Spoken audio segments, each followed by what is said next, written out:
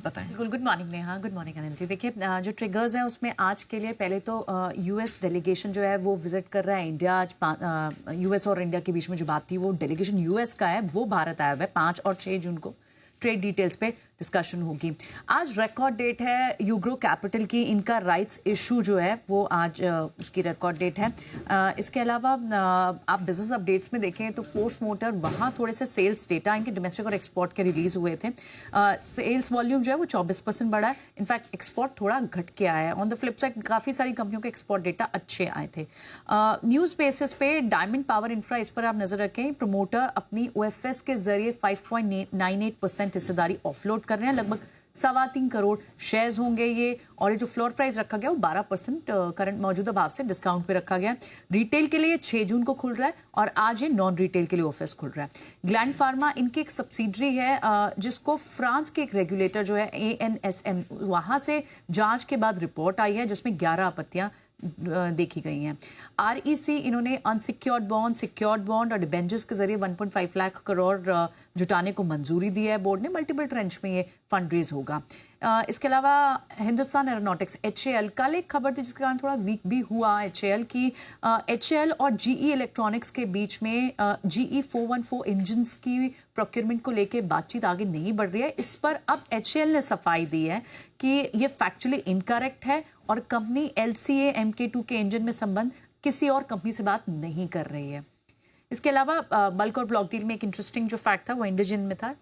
Abacus ने इसमें खरीदारी की है लगभग 12 लाख शेयर की। ओके, चलिए, तो ये कुछ खबरें और ब्लॉक डील्स भी प्रियंका ने शेयर की। अब सीधे बढ़ते हैं आगे FIR की तरफ।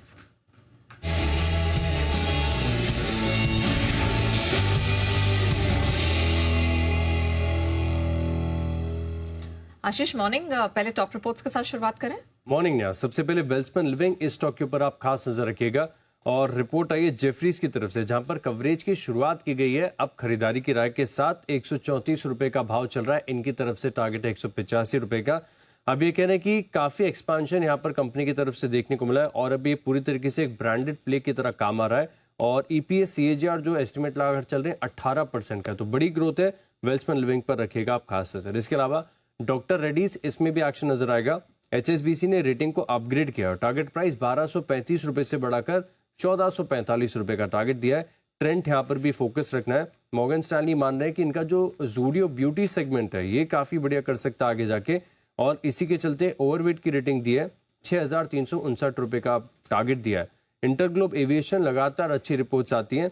आज भी मॉर्गन स्टैनली की तरफ से रिपोर्ट आई है जहां पर ओवरवेट की रेटिंग को बरकरार रखा है। 5416 रुपए के करीब का भाव चल रहा है।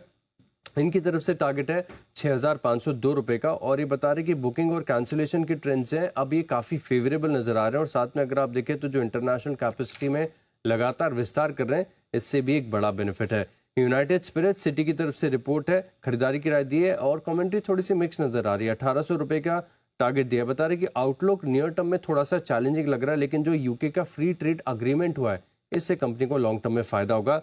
Grasim, Morgan Stanley equal weight की रेटिंग दे रहे हैं 2975 के टारगेट के लिए। और अदानी पोर्ट्स, यहाँ पर देखिए मॉर्गन स्टैनली ओवरवेट की रेटिंग दे रहे हैं 1481 का टारगेट दिया।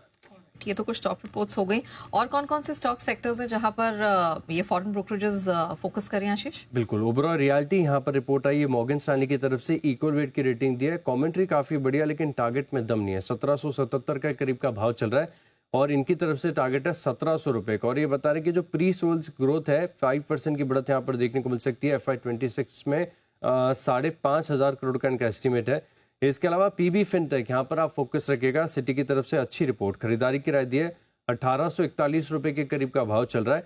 इनकी तरफ से टारगेट है 2185 रुपए का। और ये बता रहे कि अगले 90 दिनों में इस स्टॉक में पॉजिटिव हलचल आपको देखने को मिल सकती है। जो रिटेल हेल्थ इंश्योरेंस बिजनेस है इसमें ग्रोथ भी यहाँ पर देखने को मिलेगी। Kaynes Technologies, Morgan Stanley equal weight की रेटिंग दे रहे हैं। 5737 के करीब का भाव चल रहा है। इनकी तरफ से टारगेट है 6155 का। और ये बता रही कि प्रिंटेड सर्किट बोर्ड्स का जो रॉ मटेरियल होता है अब ये कंपनी बनाने जा रही है, तो यहाँ पर ग्रोथ है। रिलायंस इंडस्ट्रीज स्टॉक में एक्शन है और JP मॉर्गन की तरफ से अच्छी रिपोर्ट जहां पर ओवरवेट की रेटिंग दी है और टारगेट प्राइस 1530 से बढ़ाकर 1568 रुपए का टारगेट दिया। ये बता रहे